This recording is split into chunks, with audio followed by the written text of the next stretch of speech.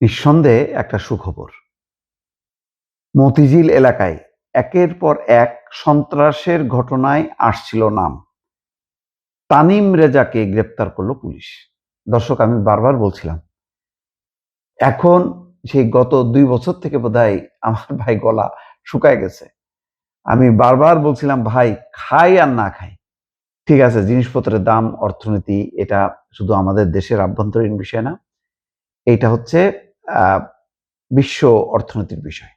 তেলের দাম যদি বেড়ে যায়, জিনিসপত্রের দাম যদি বেড়ে যায় বিশ্বে, আমরা বিশ্ব থেকে বিচ্ছিন্ন না। ফলে এটা আমরা সরকার চাইলেই নিয়ন্ত্রণ করতে পারবে না, চাইলেই দাম কমাইতে পারবে না। কিন্তু সন্ত্রাসটা তো নিয়ন্ত্রণ করতে পারবে। হ্যাঁ, সামগ্রিকভাবে অর্থনীতির সাথে আইন শৃঙ্খলার একটা যোগসূত্র আছে, কিন্তু এখানে নতুন রাজা হওয়ার, নতুন বাদশা হওয়ার একটা প্রবণতা। সেটা কি? ওই যে 15 বছরের যেই গডফাদাররা ছিল, মাফিয়ারা ছিল, ওই মাফিয়াদের জায়গায় নতুন মাফিয়ারা আসার চেষ্টা করছে। তারা মানে না খাওয়া সন্ত্রাসী না, তারা না খাওয়া চাঁদাবাজ না, তারা না খাওয়া সিসকে মস্তান না। এরা রিয়েলি অত্যন্ত ক্ষমতাধর, পাওয়ারফুল। এদের রাজনৈতিক পৃষ্ঠপোষকতা আছে, বড় ভাইদের পৃষ্ঠপোষকতা আছে। এইগুলোকে নির্মূল করা দরকার। আমি বললাম যে অপারেশন ক্লিন হার্ট, এই ধরনের একটা কার্যক্রম চালানোর দরকার, যে সন্ত্রাসের বিরুদ্ধে যুদ্ধ, যেটা আমেরিকাও করে। আমেরিকা করে, তার অনুসরণে যদি বাংলাদেশও করে, সমস্যা কি? এই নাম দিয়ে এটাকে ওপেন করতে হবে। প্রতিদিন ২, ৪, ৫টা যদি পড়তে থাকে, আগামী ৫-৬ মাসের মধ্যে একদম সব ক্লিন হয়ে যাবে। আমি চ্যালেঞ্জ দিয়ে বললাম। যাই হোক, আপাতত ঘটনাটায় আসি। দেখেন, রাজধানীর মতিঝিল এবং আশেপাশের এলাকায় পশুর হাটের ইজারা নিয়ে গুলি, চাঁদাবাজি, শীর্ষ সন্ত্রাসীদের হয়ে কাজ করা সহ নানা ঘটনায় নাম আসছিল তানিম রেজা ওরফে বাপ্পির। বিভিন্ন থানায় তার নাম উল্লেখ করে 7টি মামলাও হয়েছে। এরপরও নানা কৌশলে দীর্ঘদিন গ্রেপ্তার এড়িয়েছিলেন তিনি। অবশেষে সেই বাপ্পিকে গ্রেপ্তার করেছে মতিঝিল থানা পুলিশ।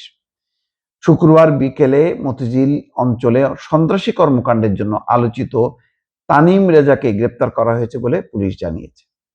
মতিঝিল থানা সূত্র বলছে, মামলার বাইরেও অনেক অপরাধের ঘটনায় বাপ্পির নাম এসছে।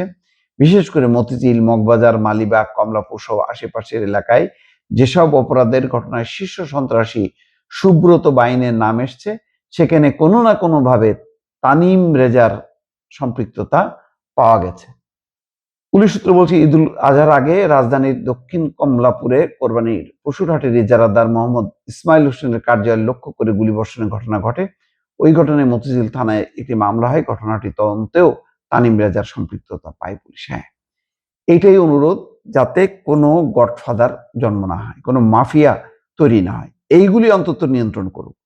সিসকে চোর টোর, ছিনতাই টিনতাই, এগুলি একেবারে নির্মূল করা যাবে এটা না। এটার সাথে আমি বললাম যে এখানে অভাবী তরুণ যুবকরা, তারা পেট চালানোর জন্য করে। এগুলি যদি তাদের কর্মসংস্থানের ব্যবস্থা করা যায়, অর্থনৈতিক অবস্থা যদি আস্তে আস্তে উন্নতি হয়, এগুলি দূর হবে। এগুলি রাতারাতি হবে না। কিন্তু ওই যে গডফাদার হয়ে ওঠা, মানে পশুর হাটের ইজারা, তারপরে ব্যবসা বাণিজ্যের দখল এবং নিয়ন্ত্রণ, এরা হচ্ছে ধনী সন্ত্রাসী মাস্তানি। অন্তত ওই ধনী সন্ত্রাসী মাস্তানি বা মাফিয়াগিরি যারা যুক্ত হয়েছে, তাদেরকে তো নিয়ন্ত্রণ করা সম্ভব। তাদেরকে ক্রস ফায়ারে, এনকাউন্টারে, অপারেশন ক্লিন হার্টে দিলে অসুবিধা কোথায়? মানুষের জন্য করতে হবে। তো এতদিন পর পুলিশ যে অ্যাক্টিভ হয়েছে, এটা ভালো কাজ করছে। অবশ্যই পুলিশকে ধন্যবাদ জানাচ্ছি আজকে এই ভিডিওর মাধ্যমে।